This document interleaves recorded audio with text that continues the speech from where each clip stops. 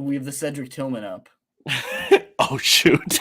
We're live. Hello, everybody, and welcome to another episode of Let's Talk Broncos. Sorry, I'm brand new to this hosting gig. I have just random stuff on the screen. But welcome. Let's Talk Draft. Joey, Frankie, we're back with another episode here. I'm excited to get into it because we are talking wide receivers. And this is part two wide receivers, right? Last episode, we talked Quinn Johnson, Xavier Hutchinson from Ohio State or from Iowa State, Josh Downs, UNC, because he plays with a really good quarterback. Everyone go watch that UNC. Also, that quarterback just announced he's returning to UNC, which got me excited. And then Jalen Hyatt, Tennessee wide receiver, speedy, very, very, very fast receiver. But yeah, guys, I just want to get straight into this. We're going to go into part two because, you know, in today's NFL, there's so many wide receivers that are good. There are so many. You have to break it up into two episodes. We can't cover 15 people in one. We're probably even going to have part 3 and 4 at some point in the line, if I'm being honest, everybody. Yeah. That's how loaded wide receiver is nowadays. Frankie, how are you doing, man? I'm doing pretty good. Like you're saying, receivers just blown up over the past few years. I mean, it's always been, one of the more premium positions, but now we're just seeing up to like 5-6 of these guys go in the first round every single year, seemingly regardless of how talented of a group it is. And I think that this is a good opportunity to touch on some guys that could slip into that 40 range, the teams that'll be trading down, or maybe the teams that'll be going deep in the playoffs that might get the opportunity to grab a difference maker year one, like we see sometimes often, like out of the Justin Jeffersons in the world. Totally. Yeah. And I kind of want to talk to you. I meant to do this last episode, but I missed it. So let's get into it real quick. I kind of want to, I'm throwing you a curveball here because we didn't talk about I'm excited. I love curveballs. But I knock them out of the park, baby. Okay. All right, cool. Why do you think wide receiver should be looked at as a need for the Broncos? Is it a need for the Broncos? That's kind of what I want to ask you before we start getting into the prospects here, is just establish why it is or why it is not. So what is your current thoughts on the Broncos wide receiver room? And then also what type of archetype or what type of wide receiver should the Broncos be looking for? Yeah, I mean, first of all, definitely. I mean, it's a need. I think, receiver is one of those positions that year over year, you need to add talent. There's so much turnover. It's a position that kind of endures a lot of injury, and you see guys kind of, you don't necessarily know how long your room is going to be able to stay the same room that it is. And I think Denver's kind of been on the bad side of that. We have seen every single receiver this year get dinged up. Only Kendall Hinton seems to be the only guy we're going to get to see play 17 games this season. At this point, Sutton's got hamstring issues. Judy is the ankle problem all the time. Not like, to try to put it on them at all. But it's just, it's at this point, Denver needs a playmaker and they need a difference maker in the passing game. We're seeing what having the limitations in that will do, especially when your quarterback isn't able to play to an elite level and raise all ships like we kind of thought he was going to be able to do at the beginning of his tenure. I don't think Russell Wilson is going to get moved on from this offseason. So I think, it's kind of one of the things that you got to make do with a not perfect situation, and you got to make things around him as good as possible. And one of the best ways you can do that is you get him a true difference maker. We've seen, what getting one of these elite talents in the NFL does for a quarterback. We're seeing the benefits of adding like an AJ Brown for, a Jalen Hurts. And I'm not saying you're going to be able to get that if you're Denver, but I'm saying, we're seeing the difference having these talented players on the outside can make. And I think Denver's probably in the market to add one of those because we don't know what their room is even going to look like next year at week 1. I think we can kind of have a decent idea of what it's going to be in general, but we don't know who's all going to be available for week 1 at 100% next season. For sure. I kind of agree with you. My thoughts on why it's a need, and you kind of nailed it, Frankie, with saying that they don't have that number one guy, or you were saying how much that number one guy brings to an offense into a quarterback. The Broncos, to me right now, and this is including when Tim Patrick comes back, right? I don't think Tim Patrick is a number one receiver. I think he's a very solid receiver, really good. Yeah, no, I mean, exactly. I love Tim Patrick, but it's hard to say. Like, it's kind of funny to imagine where Tim Patrick started. I'm not trying to bash Tim at all, but to compare him to the likes of the pedigree of Cortland Sutton, one of the better receivers in his class, and Jerry Jeudy, and say that Tim Patrick might literally be the best pro receiver of the three, and probably is. Sorry, keep going. No, 1,000%, and also like just okay, so past Tim Patrick, Cortland Sutton, you kind of said it. Like Tim Patrick, I think from what I saw, Tim Patrick pre-injury, he looked better than I think Cortland Sutton does like right now. Jerry Jeudy, I think, is a very solid receiver to have on your team. Do I think he's a number one wide receiver? I don't. So I think the Broncos are in need of a difference maker, a guy that can make your quarterback right.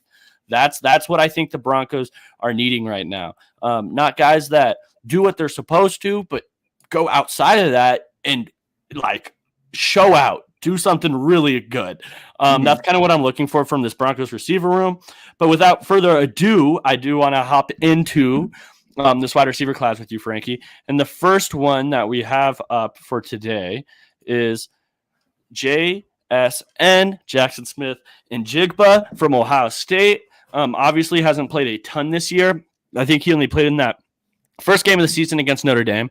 But a player that had a very, very, very productive year last year. So I kind of want your opinions on him. I know he was hyped up to be like a top 10 player. Do you think he is that? And just what are your overarching thoughts on him?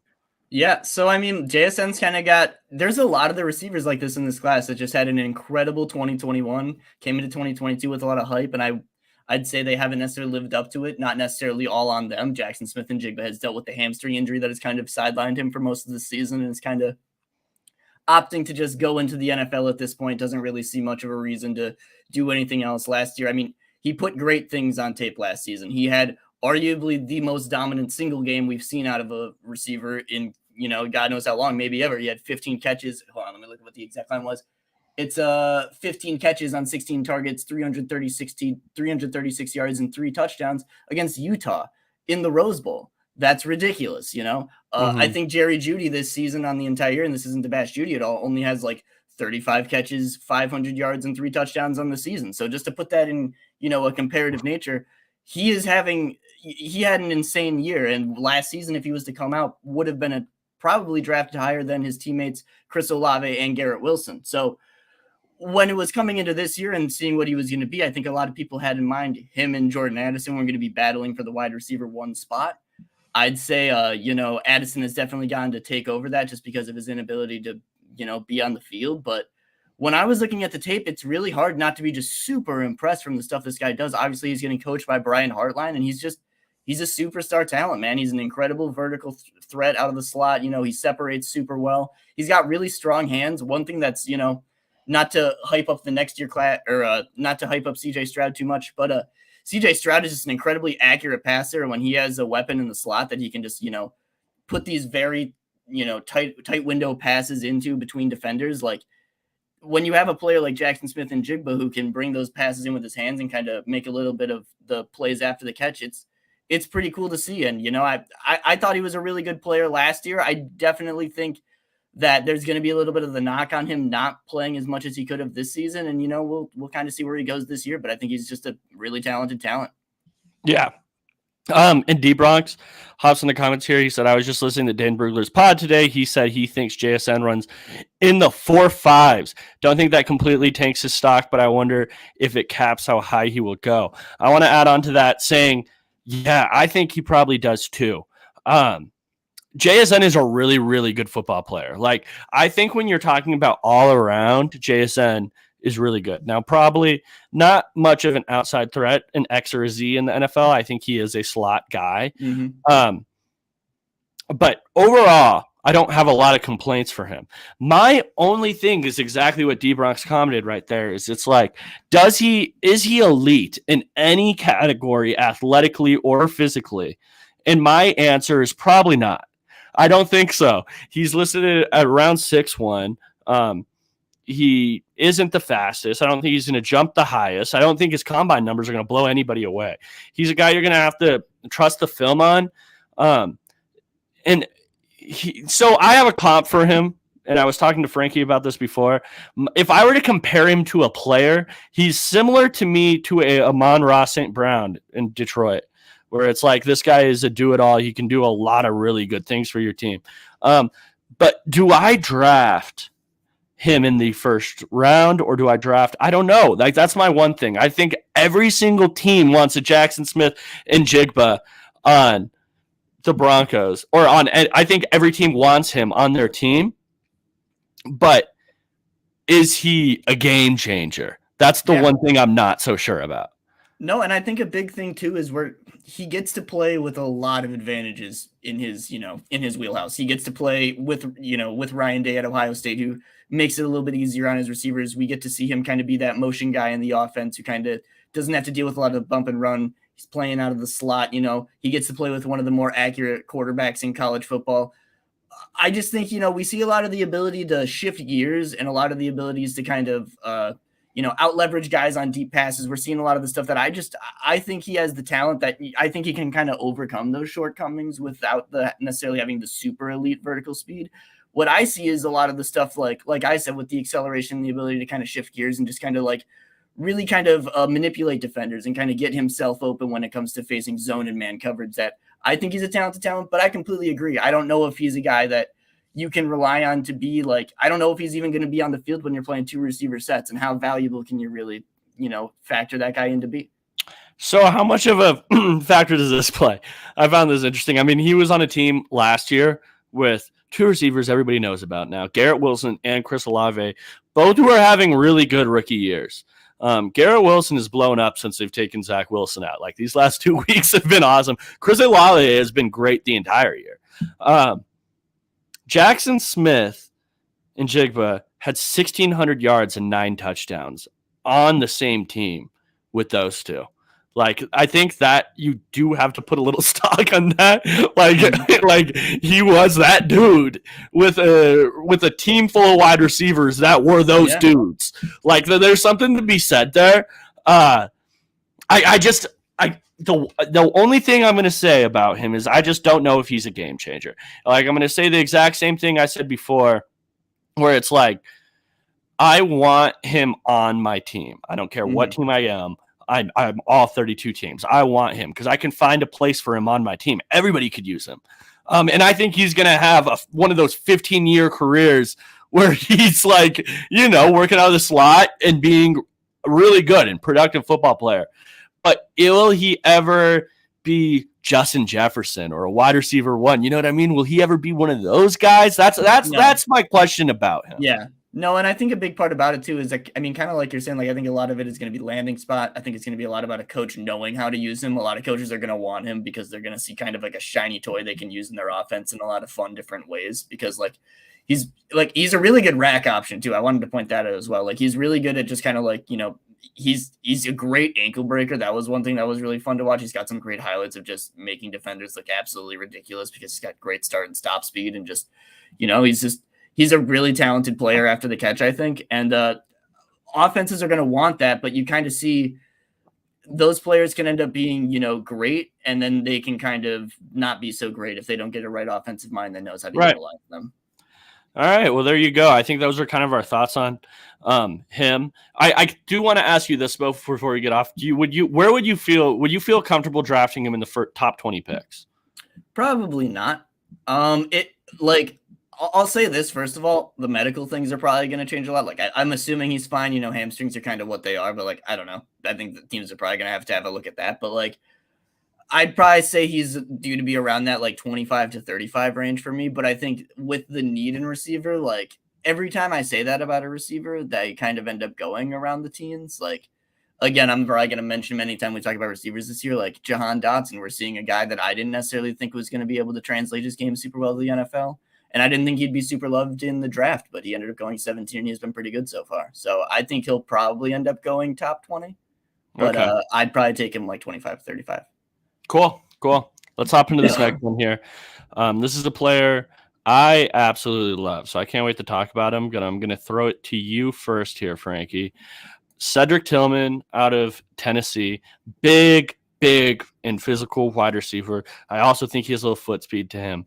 But what do you think about Cedric Tillman? What are your thoughts? Cedric Tillman to me reminds me a lot of, he's this year's George Pickens, or maybe a Cortland Sutton for Broncos fans, to kind of compare him a little bit. I think he's a guy that might slip a little bit out of the first round, but he's kind of that size speed combo with a lot of catch radius and a little bit, like you said, he's got some decent foot speed. I don't think he's kind of an elite separator, but I think there's enough there that you can make work that I think he's a talented player, like I said, he's 6'3", 210, So he's got that build that you really like, and you've seen him kind of beat up on SEC corners for a little bit now.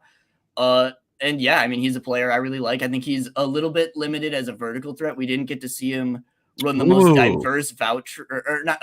Like I think he's a little bit limited to be mainly like just kind of like a vertical runner. Interesting. We didn't see him run the most diverse route tree at Tennessee, and I don't know. I don't want to say he can't do that, but I'd like to see it before I believe he can do it. You know, I don't know. Okay. I'd love to hear your thoughts because I know you're super in love with him. Oh, so you said he's limited to Okay. I think he's a little bit limited to only do. I thought you were saying he couldn't run vertical. No, I think he's great at running vertical. He's very good at stacking, stepping on, DB and getting by. Okay. He's got great long strides. I just don't necessarily know if I see a player that can do a ton of things. His route tree doesn't have a lot of branches, you could say.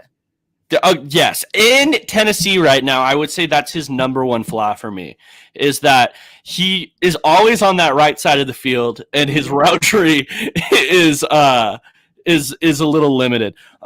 Rock chimes into the chat here, and he says Tillman would be a nice Russ wide receiver, and that was like the very first thing I thought of when I was watching this guy. And if you have heard anything on the Let's Talk Broncos podcast, I don't want to draft because of Russ, but if you were, Cedric Tillman would be a perfect Russ type wide receiver, a guy that kills on the boundary, right? Gets most of his yards on the boundary, is going to beat people deep. I don't know. He's great. And while also having the size at 6'3", 215 pounds, almost 6'4", from what I saw. So I want to give my thoughts on Tillman real quick. I think that he isn't just a good deep threat guy. I think he's a really good deep threat guy. I really do. I think when I see him, so he's not going to be top end speed guy, right? I think he maxes out his speed fairly fast, but he accelerates extremely nice. That's the one thing I will say about Tillman is his acceleration, his 0 to 100 off the line is in a snap. Mm-hmm. And that's kind of, and then once that happens and you're 6'3", 215 pounds, it's so easy for him to stack people that it doesn't matter. The top end speed guys aren't just running stride for stride with him because he's boxing people out. His acceleration is so good off the line that stack comes early. And then also when you're 6'3", 215 pounds, he can go up and make contested catches. That's the number one thing that stuck out to me is like, this is a big and physical guy that can also like run. He's a bit of a dog. Yeah, I really liked him. I also think he's going to be a really good yards after catch receiver. I think he has enough agility to make stuff happen there. And then when you're fast and then also big, you're going to be a good yards after catch guy. DBs don't want to tackle these type of wide receivers. I think in the screen game, he's going to be really dynamic. I don't know. I really, really like Cedric Tillman. Yeah. When we come to rank these guys, I think people might be shocked at where I have him compared to consensus, because from what I've seen, and I don't know. I really like this wide receiver. When I saw him, I was like, where is all the hype on him? Because it was last year, but because of his sprained ankle this year, he's missed a ton of football. I think people kind of forgot about how good Cedric Tillman could be. So I got a question. So Cedric Tillman will be 23 when he enters the draft. How do you feel about that? How do you feel about teams maybe like looking at, I don't want to call him an older option because, it's not like, he's aging or anything, but like, does that kind of limit him at all, do you think, when comparing him to some of these other options? Okay. So I kind of break this up by position, right? There is an area where it becomes an issue for even wide receivers, right? Like you can't be 26-year-old wide receiver coming out of the draft and have stuff to work on. You would have to be really good for me to be hyped up on you like a lot, like I am Cedric Tillman. But I will say wide receivers come in the NFL and produce like right away a lot. Like it's not one of those positions like offensive tackle or quarterback where it's like that. Like I feel comfortable having Cedric Tillman in his first 5 or 4 years, right? Going into that next one and not being really too worried about that age. That's kind of my opinion. Do you have an opinion on that, Frankie?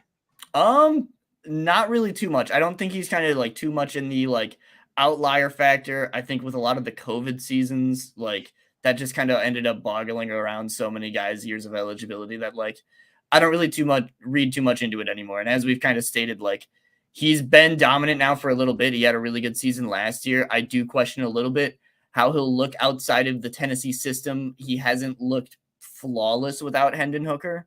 So I'm kind of interested to see where he ends up, because I think he is kind of one of those guys that will. I don't know if he's going to end up going in the first round. I think there are enough receivers that I think teams will like more than him. That I think he'll have but he'll be one of those guys that gets to maybe be in the best situation. He'll get to be one of those really late first round picks, maybe a top second round pick that a lot of teams are trading back to. That I think he might get to end up in a really good spot, possibly. That I'm excited to see what Cedric Tillman does on the next level. Okay. Well, yeah. I one last stat on Cedric Tillman because I really like him. When I say like big explosive play guy, which someone was saying earlier, that's a Russ wide receiver. It was Rock said that, right? Yeah. Rock was the one that said that.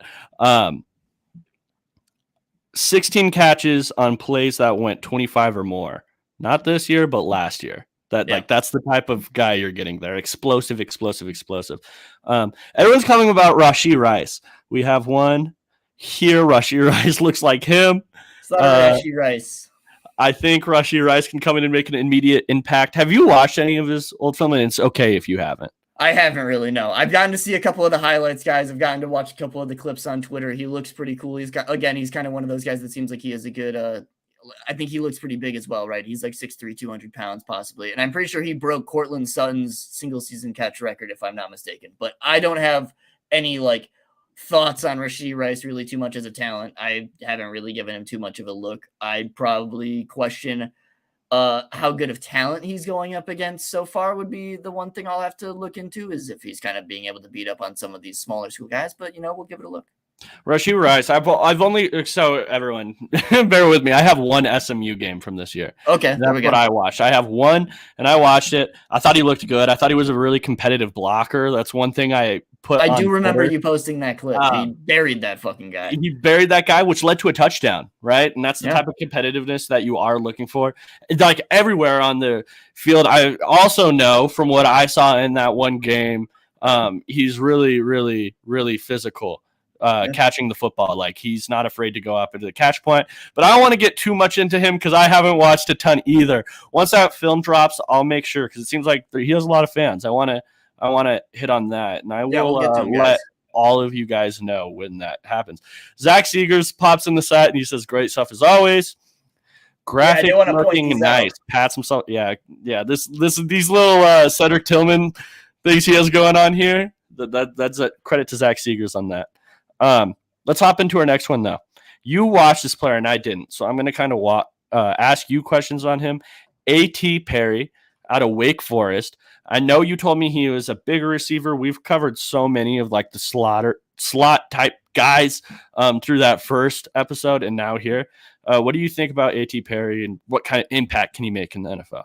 Yeah, so I mentioned A.T. Perry last week when we were watching Quentin Johnston, because he's kind of the kind of next in line, like pure X receiver. I think, he's an absolute. He's 6'5", 205. He's had 26 touchdowns over the last couple seasons, and yeah, he's just massive. He plays really big, and I mean, he's just a really fun target who adjusts to passes really well in the air. He's really good at flashing his hands late, catches everything with his hands, really big catch radius, and just a guy I like a lot. He's.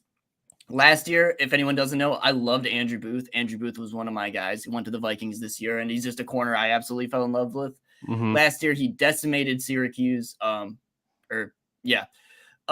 Syracuse. He decimated Clemson. And he ate up all the Clemson DBs, including Andrew Booth. And he's just an absolute force of nature with his size. He plays really well, and he's honestly he's a guy that's got some decent foot speed and does some really nice things before the catch that give him some decent separation, and then he's a nice target. He really, again, he catches everything with his hands and brings everything easily, makes everything pretty easy on his QB, pretty decent rack option, and yeah, a guy I really like a lot. Okay, so here's one thing I do want to ask you. I want to ask you two things. How is his agility, right? Because that's always something I look at for taller wide receivers. Usually, the taller you get, the less agility you have. And then two, how his speed. Like, can he beat people deep? Can he run by people? Because that's another thing. Like, while 6'5" can sometimes translate to speed, he is 205 pounds, which I wouldn't say is massive weight, but curious. It's right in the middle there. Is he a fast guy? What do you think? Yeah, so I wouldn't say he's like booming fast, but like he beats people deep. Like a lot of his plays are just like he stacks up corners well. He's just able to, beat them with leverage, and then he just has the super long strides of being 6'5", and he's just able to just constantly create more space. He's just really good. His body control is probably his best attribute, but I'd say like as far as the ability to kind of like wiggle a little bit, his agility isn't really great. He does run a little bit stiff. He gets a little bit knocked over by bump and run a little bit, which was something I kind of found a little bit surprising. Loses his balance a little bit sometimes when he's running his routes just because he runs a little bit too tall. But no, I mean, he's a guy I just really like downfield. Like he just makes such good plays with the ball in the air, and he just kind of makes life so easy on his QB that like he's a target I think guys are going to really like for some of these younger QBs that are kind of working through their accuracy issues maybe a little bit. But I mean, he's just such a fun player with the ball in the air, and he's such a great red zone option. I mean, he's very good at just kind of finding those little spots and just kind of last second flashing his hands to where the ball is and making a play. Okay. One last question here. This one's a tough one, Frankie. So don't be discouraged if you want to avoid it. I'm not mad at you. Do you think an A.T. Perry would be a good option for the Broncos, being that they do have a Tim Patrick and Courtland Sutton? Do you think that you could see yourself moving off of one of them at some point for an A.T. Perry then developed? I think A.T. Perry is kind of like one of those guys you could almost use on any team because I mean, he's just very experienced. He's a great, yes, you always need guys like that. I think he offers you that flexibility. And I think something we've kind of seen as hard as it kind of might be to digest, one of those guys will probably be a cut candidate after next season, maybe after this season. But like, after next season, it's probably going to be one of those things where maybe we're looking to kind of rework one of their deals, or they might end up not being on the team too long because they are getting a little bit up there in age. I think they're both starting to hit that around like 29, 30 range. And, I think they'll still be able to produce, but I think when you have options like this in the draft and you can be able to save, $10 to $13 million by switching over, that's kind of the move you need to make. So I think definitely. All right, well, there we go. And then we have one last receiver here before we start getting into some other just draft topics or college football topics as well. The last receiver we're hitting on, this is a player that Frankie didn't watch yet. So I'm going to be the explainer here of Zay Flowers from Boston College. I think out of all the wide receivers we've looked at to this point, Zay Flowers is pound for pound the most explosive wide receiver. I'm going to say that. Like, we've had some explosive guys, right? We've had Josh Downs. We've had plenty of explosive guys here on the show. Zay Flowers is really, really explosive. And when I say that, that's not just like, hey, he's going to beat you deep, and because he can do that.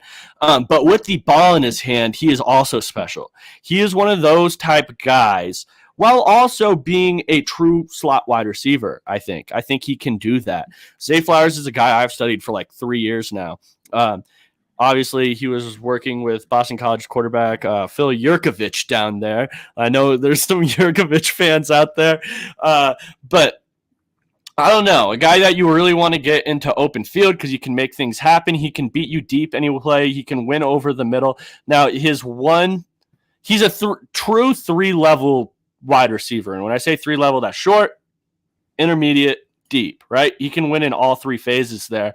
If I were looking at the negatives, I would say his hands have been inconsistent throughout his career. They've gotten better this year, and there are flashes of him going up and being able to bring down balls that you just do not see from a player at his size. But overall, I would say more of a body catcher.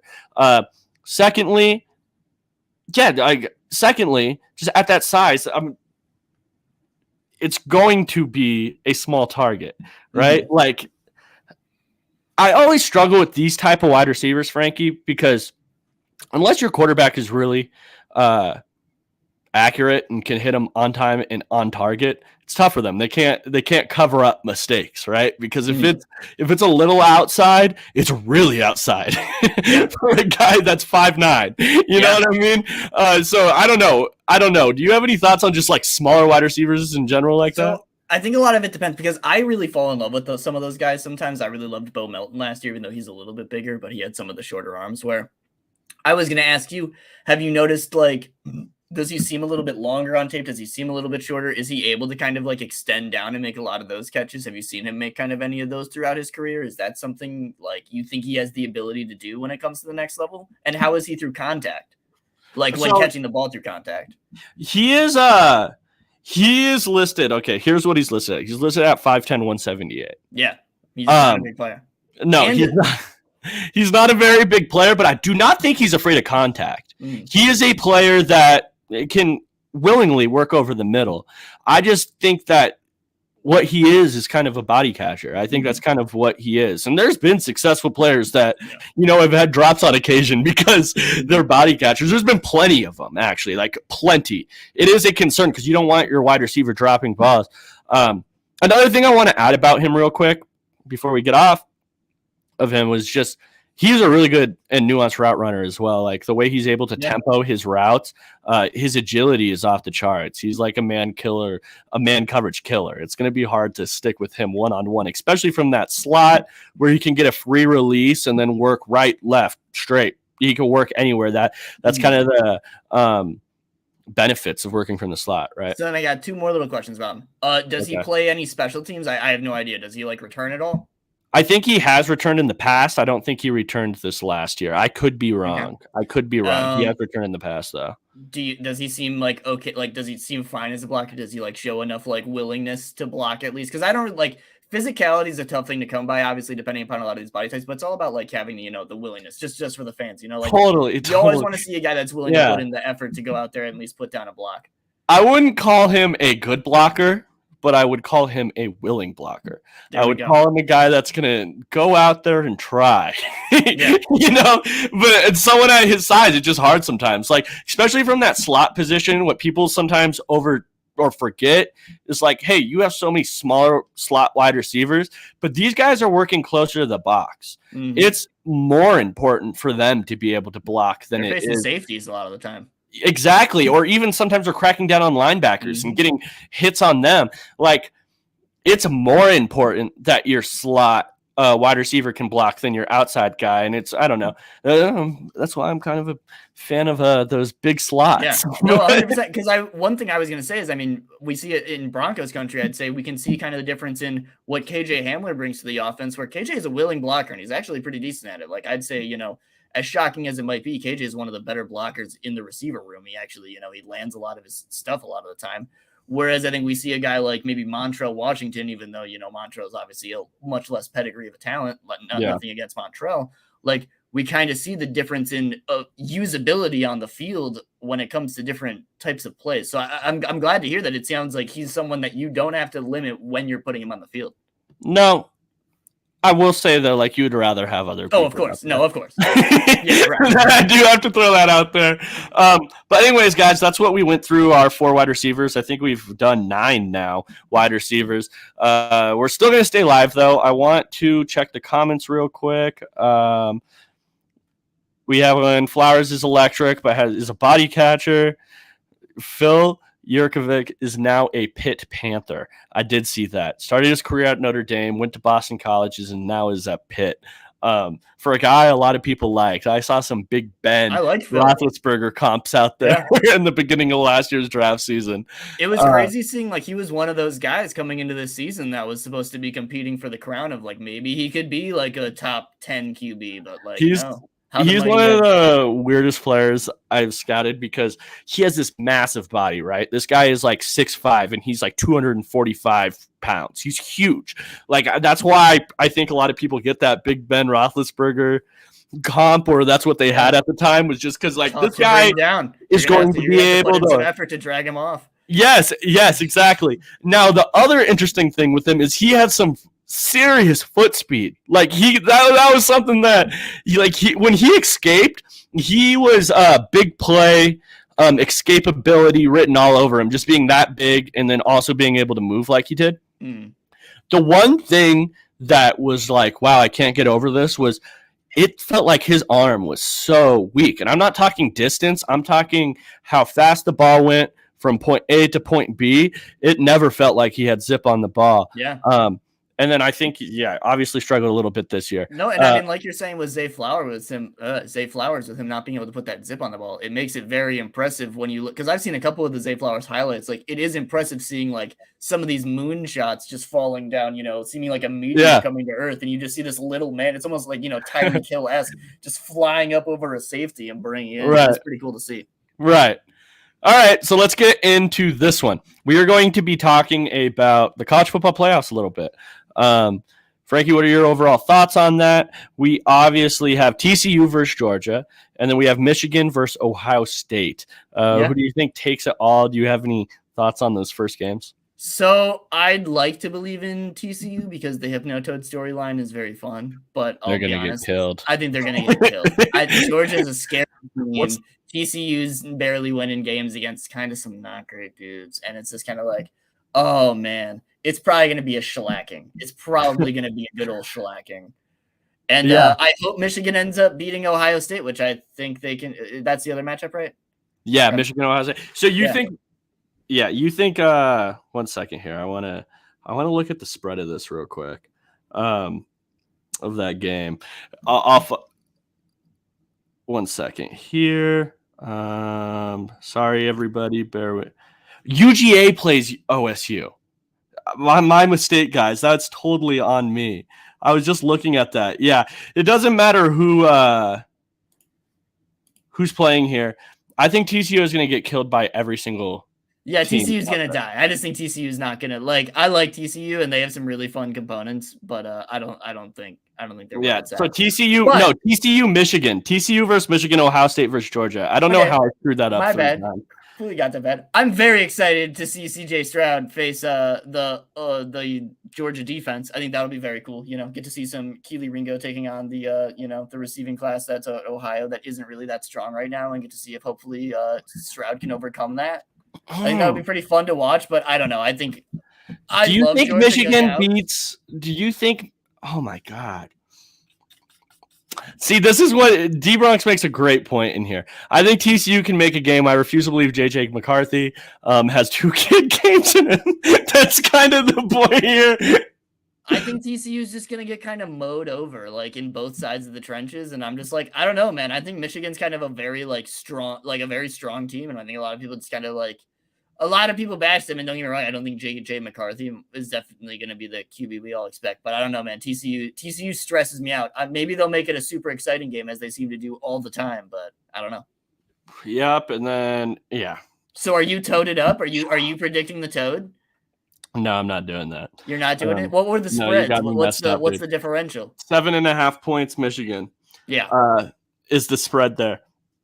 I'm going with Michigan. Michigan, obviously Heisman Trophy running back almost is out for this game. That's massive. I'm going with Michigan, but I don't know. And then we have also Ohio State, Georgia. What do you make of that one? Yeah, Stroud versus Georgia is going to be really fun, but I think Georgia probably takes it. I don't know who's all sitting out. I'm not, 100%. Is Jalen Carter playing? Is most of the Georgia defense playing? Are their safeties playing? Do you have any idea? No, yeah, Georgia should be good to go. Okay, well then I think Georgia's probably going to end up kind of winning that game. I don't know, CJ Stroud is the best college quarterback in a system, or when the everything can be perfect. And this isn't me trying to bash him at all, but we don't necessarily see him being the best off script QB. And I think one thing that Georgia is really good at is forcing your quarterback to play off script. And I think that's going to be kind of a problem. So I'm going to lean Georgia on that one. Where are you feeling? Should we go rivals on this? Are you going to the OSU? No, I think I agree with you on both. I don't think any team in the country is beating Georgia. Stroud versus Georgia for the number 1 pick. If Stroud goes out there and has the game of his life against Georgia, it is going to propel his draft stock. Oh yeah. For how little like one game matters, it's going to propel his draft stock massively. This Georgia defense is for real. It doesn't look like teams are going to be able to score on them really. But you made a really solid point, and I totally agree with you. CJ Stroud isn't a very good quarterback off script. People want him to run more. That is a common gripe for CJ Stroud. He's a very on script quarterback, and when it becomes off script, it gets tough. With the sticky cornerbacks and sticky coverage like Georgia's going to bring, and then also with the pass rush, unique like blitzes, it's going to be tough. It's going to be a really hard time. It is very, very tough. Any final thoughts on that before we move on to our last topic of the day? Not really. Go Dogs. I think that they're going to end up winning the whole thing, hopefully, because, I enjoy them quite a bit. I hope Brock Bowers ends up scoring like 17 touchdowns because he's a very fun player to watch, and I love seeing how they use him. And D-Brock says, I think UGA rolls through both games. I agree. Rock says TCU wins the chip. This is a good Jules question. Despite the massive talent disparity, Dugan just wants it more. I mean, that's kind of the thing. Like, if Dugan is able to just keep just doing cool things, then I mean, shit, maybe they do got it. All right, we have another one here. Do you think Fields is a better prospect than Stroud? 1,000%. That's one thing you're saying yes? You think Fields is better than Stroud? Fields is a better prospect than Stroud was. Really? I have that flipped. I think Stroud is better than Fields. What? Oh, yeah. No, I think Fields is, if he came out in this, okay, but I had a massive, like, I love Justin Fields coming out of wow, this is a big discrepancy right here. Really? Yeah. Okay. Stroud is just so accurate, man. Like, that's the big thing is I just think accuracy is king, and I think Stroud is like Corey Keenan, I believe he's the guy that does like the accuracy charting, and I mean Stroud is the most accurate QB I think he's started in the past few years or since he started doing it. That's fine, but I just don't think the natural talent compares like whatsoever. Sure. I think Justin Fields, and I think Justin Fields came out of the draft being like, I think the disparity in what you're talking about is a lot less than I think Fields, coming out of college, at least at prospect. This might be hot. I think Fields got to play with better offenses. I can't name exactly who was on each team, but I think Fields, like, at least compared to this year, when you look at their senior season, no, man, I think Stroud is the way better prospect. Oh no, this is terrible. Really? I 1,000% agree, bro. I 1,000% disagree. Like, I think CJ Stroud, or I think Justin Fields would be the first quarterback in this class. I think he would be number one quarterback in last year's class. No. Justin Fields was the number one quarterback in his own class, brother. Yes, but that was talked up to be a ridiculous quarterback class. Do you not remember this? We had Trevor Lawrence at number one. Zach Wilson was in there. We had Justin Fields. We had Mac Jones and Trey Lance. That was talked up to be a crazy one. I think that Trey Lance would be the number one. I would have him as number one quarterback in this year's draft class. I would have Justin Fields as number one quarterback in this year's draft class. I would have Trevor Lawrence for damn sure number one quarterback in this draft class. I don't know. I'm not in love with the top of the quarterback class. I don't know about Trey, and it's definitely just a hindsight kicking in, but I don't know about Trey, man. I don't know how you at this point. Trey Lance, it was really hard. Well, at this point with the injury, but more so just like how many games he really played, like as a starting quarterback. Like I don't know, man. I don't know. I don't know about Trey. Okay, I'm gonna throw this out there real quick. I like CJ Stroud a lot, but he is just like a spinning image of Jared Goff coming out of Cal. And I think Rock makes a great point. Fields is just faster, and I think you just like that. And I think it kind of weighs into better arm talent. I think he's fast, and people get to screw up. Better arm talent. Yes, no, man. CJ Stroud has a stronger arm than Justin Fields. I think Stroud has the more accurate arm, and I think that's fine. But I think through every single physical aspect, Justin Fields is better. I don't think CJ Stroud is better at a single one. Me and Jules are on the same page here. So I mean, there it is. I don't know, man. I don't know. That's a tough take. We'll see. We'll see in like 6 years when they face off in the NFC Championship game or something. I mean, unless I'm not going to later CJ Stroud here on this podcast yet. But this is a great launching point into Mel Kiper's quarterback list. Oh my We're going to start God. from the bottom. This is his top 4. Okay, we're going to start from the bottom and work our way up, and I just want your reaction before we head out here. Anthony Richardson, number 4. Okay. CJ Stroud, number 3. Bryce Young, number 2. And then Will Levis from Kentucky, number 1. What do you make about this?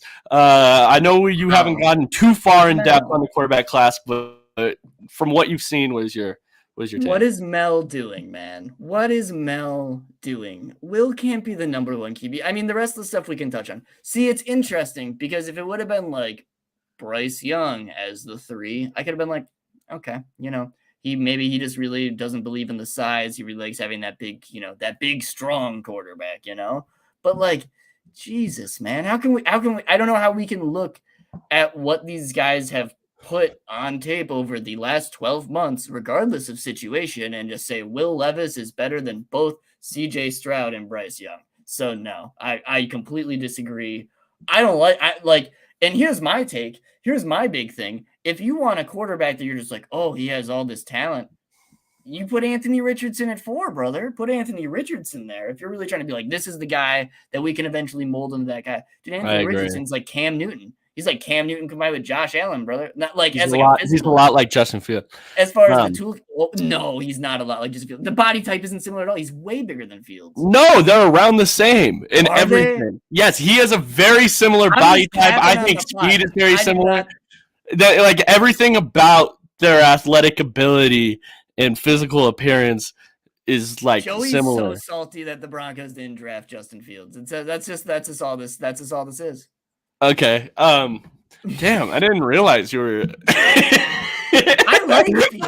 I like Fields a lot, but as a prospect, like I think, like to consider him, like this is crazy. I had him as quarterback 2 that year, and I was almost made the push for him above Trevor Lawrence. That's how big of a Justin Fields. You had Trevor Lawrence at 3? Oh no, I had Trevor Lawrence at 1, but I was almost making the push. Like I thought that Trevor Lawrence and Justin Fields were like closer than people wanted to admit as prospects. That's how big of a Justin Fields fan I was. I love Justin Fields. I want to get in this quarterback class real quick. Will Levis should not be quarterback 1 under any circumstance. I don't care if we're going off the physical tools, because Will Levis has physical tools. The only reason, and I'm telling you right now, the only reason, and like I kid you not, the only reason Mel Kiper has Will Levis as his number 1 quarterback and the NFL likes him so much is because he came out of a very pro-style offense. Now, here's the issue, everybody. If you're not good in the pro-style offense, why do I care? That's my issue with it. Obviously, Will Levis had Rich Scangarello. Broncos fans should be familiar with him as OC this last year. Will Levis underperformed where Rich Scangarello was now fired. Like, I don't think that Will Levis, he has too much to work on. If you were thinking of a comp for Will Levis, athletically and physically, I think Carson Wentz comes to mind. Very Carson Wentzy type athletic and frame wise to me. Type people, but I think Carson Wentz was a much better prospect coming out of North Dakota State than Will Levis is coming out of Kentucky. I think Bryce Young, CJ Stroud, and Anthony Richardson I would have above him at this point in time. Now, I need to dive deeper into this, but yeah, I don't know. I think from everything I've heard, the Dane Bruglers of the world, the Daniel Jeremiahs of the world, every reputable draft person that actually has sources in this say that NFL is a lot higher on Will Levis than we all are. So I find that interesting, but I don't know. It's just not. And it's one of those arguments too, where it's kind of like, I say it a lot, where it's like kind of like picks are only good as the coaching you have, and it's kind of like, dude, like, yes, if Will Levis gets an incredible quarterback coach to help him through the mechanics, really help him work on like a lot of things on timing, a lot of like lining up his throws and stuff like that, like, sure, we can eventually see like a Josh Allen type jump. But to really believe that, like, oh, it's just automatic, like if I was to just look at like a pure, like, this scenario versus this scenario, they're equal. Like, how are you about to say that this guy is better than this guy? Unless you're literally playing Madden and it's like, okay, well, he can run around faster and throw the ball further. And it's like, dude, like, that's just not the way this works. I don't think that's the way it's going to go. I think what Joey said about the pro style offense is very true, but it's just very like, exactly. He hasn't looked great or comfortable in it. So it's kind of like, why do I care? Is that valuable experience? Doing something super poorly. It's like, oh, well, he learned how not to do it. It's like, okay, we've watched a lot of people learn how not to play in the NFL. And guess what? They're still not playing in the NFL. Yeah. I do want to make Anthony Richardson, I want to make a point about him as well. He is going to be the most polarizing prospect in this year's NFL draft. Yeah. I think you're going to have people that love him and you're going to have people that don't like him as much. You're going to have people saying that I'm going to bet on the tools. And then you're going to have people say like, hey, I need to see more from him development wise before I'm willing to put my chips in there. One thing I will say about today's NFL, in the world of the Fangio defense, the too high system, running the football is really, really, really important. Like, you need to be able to do it. And when you look at the success Justin Fields has had, when you look at the success that Jalen Hurts has had, when you look at these type of quarterbacks, I think they're giving that type of defense fits with that up there. And then that +1, right? Because that's what that is. It's a +1. You now aren't handing the ball to your running back. You have a quarterback that is running the football on designed runs. You have an extra blocker. And when that defense is taking a guy out of the box to play up front, like Anthony Richardson isn't just like a good runner. He's a super, super talented runner. He's done stuff at Florida that just is like, whoa. You know what I mean? Yeah. He comes out of that tunnel doing like backflips and all different types of stuff. This is the type of athlete we're dealing with here. He's a freak athlete. And I do think he can have, I want to say everyone putting it down as, hey, this is a 3-year development project. I think in today's NFL, you can utilize him for sure early on. I don't know how effective it's going to be exactly right away, but with his legs, you are going to be able to utilize him. I think his ceiling or his floor is higher than people want to put it at. Yeah. No, I think the NFL's done a really good job over the last few years of identifying proper training wheels for these super athletic quarterbacks. The higher focus on the RPO game. What we saw out of like a guy like Jalen Hurts getting the ability to kind of play in a more college-oriented offense until he was able to pick up more of the NFL speed. This is something teams are really starting to figure out, and I think it's going to change a lot of the value we see in these guys. But teams are going to start believing that they can turn whoever the guy is into a pro style quarterback if they just throw a few options and design QB keepers in the book. It's going to be good to go. I think a big thing you're pointing out as well too is, it's a whole nother layer of your offense teams need to work against. Look at what Broncos fans know. Like, look at what Denver had to face last week with Tyler Huntley once Lamar Jackson goes out. It just it grinds your defense down, that ability to just have an additional runner able to, an additional blocker, that +1 is huge. That +1 is huge. The identity it helps create on your offense of, hey, like, we're able to just like every single player on the field is able to make a play and we're able to just like, completely force the ball down your throat. Like, I think that's a big thing in today's league. And it like I'm saying, it really gives these quarterbacks a chance. And I think these offensive coaches a chance, because I think so often, we're willing to bench a lot of these young quarterbacks, or not bench, but like a lot of these young quarterbacks don't necessarily get a great opportunity to, have time to develop into the guy. It really gives these offensive coaches times that they aren't worried they're going to get super fired, because you can still create an offense. You can have a productive offense. We can still, look at what the Bears did this year. They realized that, maybe we jumped the gun on hoping Fields was as developed as we wanted him to be. Let's install some stuff from what they used to do with the Texans with Watson. Fuck that guy. The Ravens did with like Jackson and stuff like that. But like, you're able to incorporate these things into your offense pretty easily. It's a copycat league that, we have training wheels there. Yeah, what's up? Totally. And then also, like, I also want to throw this out there, Frankie, that running the football, your quarterback being able to run really effectively. I'm not just like, hey, this guy can go scramble, you know what I mean? Or anything like that. I'm talking about these quarterbacks like Justin Fields, Anthony Richardson, Jalen Hurts, the guys that can really run the football. It forces the defense into situations or into coverages or into defensive coordinator needs to call the game differently. Mm-hmm. And it's going to force them it's going to make the passing game easier for them, especially early on. you're going to be able to have windows that you wouldn't otherwise have. Defenses are going to be forced into things that they wouldn't otherwise be in because of that quarterback's running threat. Anthony Richardson is for real a guy that can take it 60 yards on you, 70 yards on you. Like that's the type of guy we saw with Justin Fields this other week. Like he's going to break. You could break it 80 yards if you want to. So you have to game plan for it. You absolutely have to. You can't send your rushers too far upfield. You can't play too much man. It's a lot of stuff like that where it's just like you're saying, where it's just like all of a sudden he can catch you sleeping and all of a sudden he's gone. You have to keep a spy. Like there's so many different things you have to worry about there. It makes the passing game easier. But any parting words, Frankie, before I head us out of here? Not really. Are we doing any more topics? Are we good to go? We out of here? I think we're out of here. I don't think we got anything else. Yeah, that's all good. I'd say you can find my stuff over at Twitter, Frankie's Film. You can find me on TikTok, Frankie's Film NFL. Do writing at Mile High Report. Just put out an article today. Make sure you go read that. A little bit of a film review on the Broncos. So go check that out. Of their last week against the Ravens, which wasn't a fun game, but there was some promising stuff, and it makes me feel better to at least acknowledge, there were some good players in this game. So go check that out. And catch us every week here talking about NFL draft prospects for the Broncos. Definitely do that. Definitely make sure you are checking out Frankie's writing. He spends a lot of time watching film, like a ton. So he was really knowledgeable on all this. He does breakdowns for our Let's Talk Broncos podcast. He had an awesome one this last week. So if you missed that, go check that out. And then, guys, make sure you're following me at JR Drafts. This draft podcast, again, will be every single Thursday, exclusively Let's Talk Broncos all on our social media. So make sure you're doing that. Yeah, and then that's all I really have. Make sure you're checking out Let's Talk Broncos.